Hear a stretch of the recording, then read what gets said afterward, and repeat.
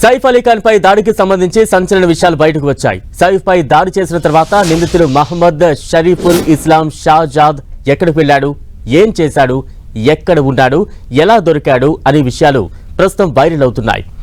అయితే జనవరి 16న తెల్లవారుజామున 3 గంటల సమయంలో సైఫ్ అలీ ఖాన్ పై దాడి తర్వాత నిందితుడు ఆ రోజు ఉదయం 7 గంటల వరకు బాంద్రాలోనే ఉన్నాడని పోలీసులు చెబుతున్నారు. బాంద్రాలో ఓ బస్ స్టాప్ లో హాయిగా నిద్రించాడని వెల్లడించారు. నిద్రపోయి తీరిగ్గా లేచి బాంద్రా ఖార్ ప్రాంతంలో తిరిగాడని తెలుస్తోంది. ఆ తర్వాత జుట్టు కత్తిరించుకుని స్నానం చేసి బట్టలు మార్చుకున్నట్లు పోలీసులు తెలిపారు. ఆ తర్వాత బస్సు ఎక్కి వర్లీ చేరుకున్నట్లు పోలీసులు వెల్లడించారు.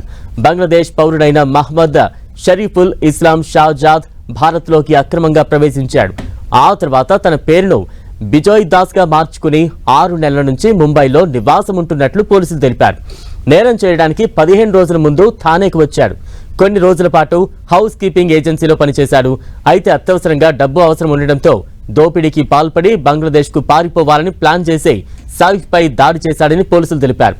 సైఫ్ పై దాడి చేసిన నిందితుడు మహమ్మద్ షరీఫుల్ ఇస్లాం షాజాద్ ను పట్టుకునేందుకు సుమారు 300 మంది పోలీసులు శ్రమించారు.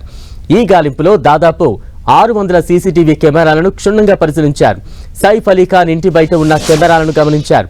Linking road, Bandra station, Dadar, Worli వైపు వెళ్లే సీసీ కెమెరాల ఫుటేజ్ను పరిశీలించగా నిందితుల దృశ్యాలు థానే వైపు వెళ్లే సీసీ కెమెరాలో రికార్డయ్యాయి. దాదాపు అన్ని సీసీటీవీల్లో నిందితుడు కాలు షూల ఆధారంగా గమనిస్తూ అతని కదలికలను పోలీసులు కనిపెట్టారు. చివరకు కార్లోని నేషనల్ కాలేజ్ సమీపంలో నిందితుడి ముఖానికి సంబంధించిన దృశ్యాలు క్లియర్ గా రికార్డ్ కావడంతో అతన్ని పోలీసులు గుర్తించారు.